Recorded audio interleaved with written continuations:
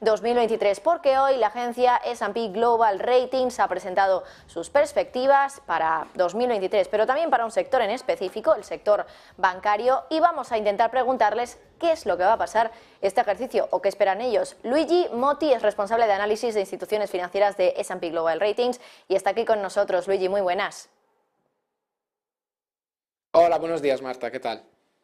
Bueno, un placer estar contigo, Luigi, hoy, y quería preguntarte por ese informe que habéis presentado en el día de hoy sobre los bancos españoles. Quería preguntarte concretamente sobre, bueno, cómo se enfrentan a un contexto operativo un poco más complicado de lo que se esperaba hace unos meses, con la economía que parece que está ralentizando el crecimiento, eso es una evidencia, y con una inflación que sigue alta, aunque esté cayendo.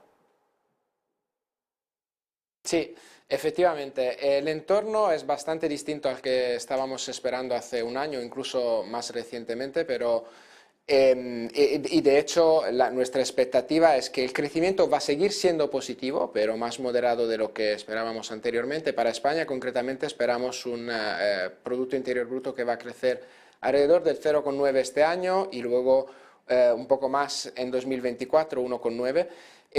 Y un escenario en el que todavía va a haber inflación elevada, como apuntabas tú, y tipos al alza. Pero los bancos españoles en este escenario creemos que están preparados. Por un lado, la solidez financiera del sector en su totalidad es más elevada comparado con crisis anteriores. A lo largo de los años del COVID y anteriormente se han acumulado provisiones, tienen unos balances fortalecidos y además creemos que tanto desde el punto de vista de la estructura de financiación como de la calidad de los activos se han corregido algunos de los desequilibrios anteriores. Esperamos, por lo tanto, que haya estabilidad a nivel de rating. Por eso casi todos los outlooks, las perspectivas de rating que tenemos para entidades financieras en España son estables. Una de las consecuencias que puede tener esa ralentización del crecimiento económico y si finalmente llegamos a una recesión son las consecuencias que puede tener en el crédito, es decir, en el incumplimiento, en la tasa de default. ¿Pensáis que va a haber deterioro en las carteras de crédito con la caída del crecimiento? Y bueno, también cuáles pueden ser las más vulnerables en este entorno. Sí, creemos que va a haber deterioro, efectivamente. Hay algunas carteras que vemos más vulnerables al entorno en el que nos vamos moviendo. Por un lado, SMEs, es decir, carteras a pequeñas y medianas empresas y carteras de consumo.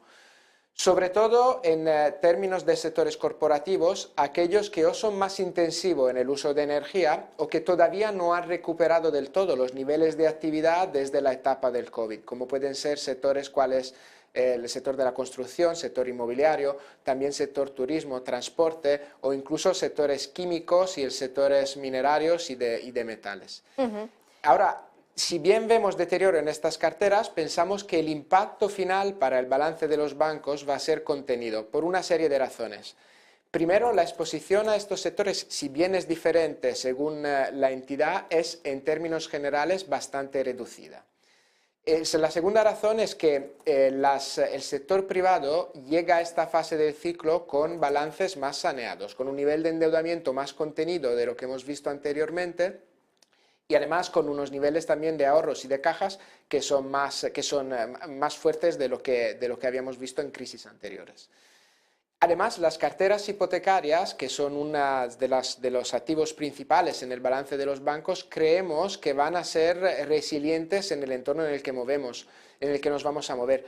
Porque si bien los tipos suben, los costes de financiación creemos que van a seguir estando en niveles sostenibles y además las familias, los hogares en España a lo largo de los últimos años han acumulado ahorros y han reducido apalancamiento.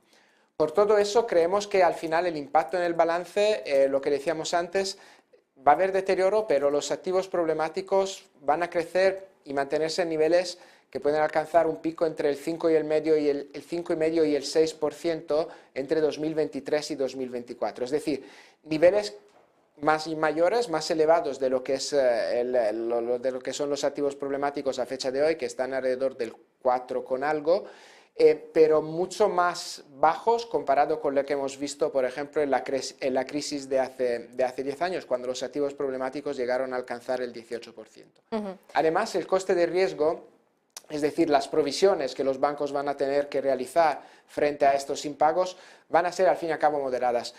nosotros esperamos que el coste de riesgo en media para el sector puede estar alrededor de los 50 basis points este año y el año que viene, y eso por una serie de razones. Por un lado, como decíamos, el deterioro y los impagos, va a haber un crecimiento, pero a niveles sostenibles.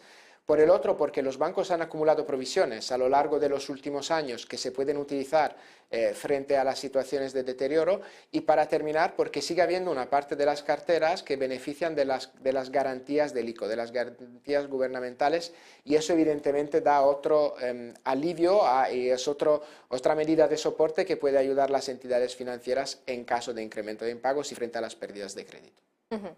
Bueno, luego está el tema de la rentabilidad. ¿Qué esperáis vosotros en S&P Global para el sector en términos de rentabilidad en 2023? Porque si hay nuevas subidas de tipos del Banco Central Europeo, ¿pensáis que esto puede ayudar a que el sector consolide la recuperación de rentabilidad?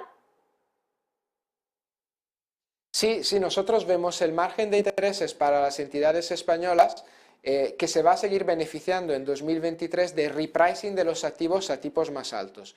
En términos generales, creemos que el margen va a crecer un 20% en media para el sector en 2023 comparado con 2022.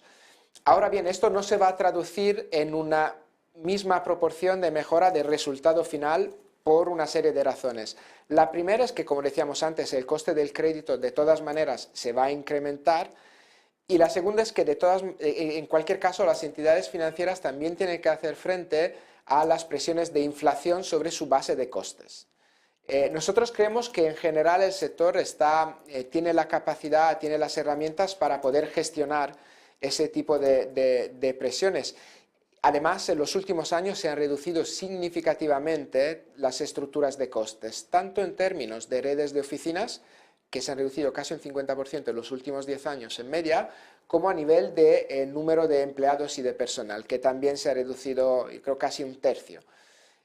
Además, con las fusiones se han creado sinergias y se han mejorado y se han optimizado también los recursos y las estructuras de costes de las entidades. Por eso creemos que una parte de la mejora del margen se va a ir en las líneas de coste del crédito y de coste del personal, pero aún así esperamos una evolución positiva de la rentabilidad. Creemos que el return on equity medio del sector va a seguir estando entre el 7 y el 8% en 2023, niveles parecidos a 2022, y también de cara a 2024, y por la visibilidad que tenemos ahora mismo, creemos que los niveles de rentabilidad van a estar en cifras parecidas.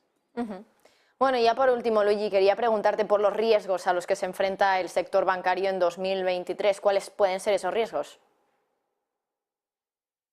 Sí, efectivamente, hemos dicho que esperamos resiliencia, tenemos outlooks estables, pero sigue habiendo riesgos a la baja.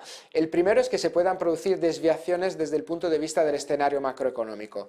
Si el escenario macro fuera más difícil, sobre todo si fuera a repuntar el desempleo, antes cuando hablábamos de la resiliencia de las carteras hipotecarias, un elemento fundamental es que el empleo aguante. Si no fuera así, eso podría determinar más morosidad por parte de las carteras de hipotecas, pero no solo, y evidentemente más pérdidas de créditos para el sector. Además, si la inflación siguiera estando en niveles mucho más elevados, incluso de los que vemos ahora mismo, si el conflicto entre Ucrania y Rusia se extendiera, podríamos ver una respuesta incluso más decidida por parte del Banco Central Europeo. Nosotros, a fecha de hoy, esperamos que los tipos alcancen el 3% a lo largo de 2023 antes de estabilizarse. Pero frente a escenarios de ese tipo, podría ser que la política monetaria se volviera incluso más restrictiva y eso evidentemente podría tener repercusiones negativas a nivel de contexto económico y también a nivel de condiciones de los mercados financieros, con todo lo que puede implicar para el coste de financiación del sector privado en general. Y para terminar, también existe la posibilidad que se produzcan más ataques cibernéticos. Hemos visto ejemplos en los últimos años, pero si se fueran a intensificar, eso podría determinar también más pérdidas y más riesgo operativo para las entidades, en este caso ya no solo en España, sino a nivel europeo y global. Luigi Motti, responsable de análisis de instituciones financieras de S&P Global Ratings. Muchísimas gracias por estar con nosotros y por hacer esa radiografía del sector financiero en 2023 y en general de las perspectivas que también vamos a tener en este ejercicio. Gracias, Luigi. Muchas gracias, hasta luego. Y nosotros seguimos hablando de la economía, de los mercados y de los bancos.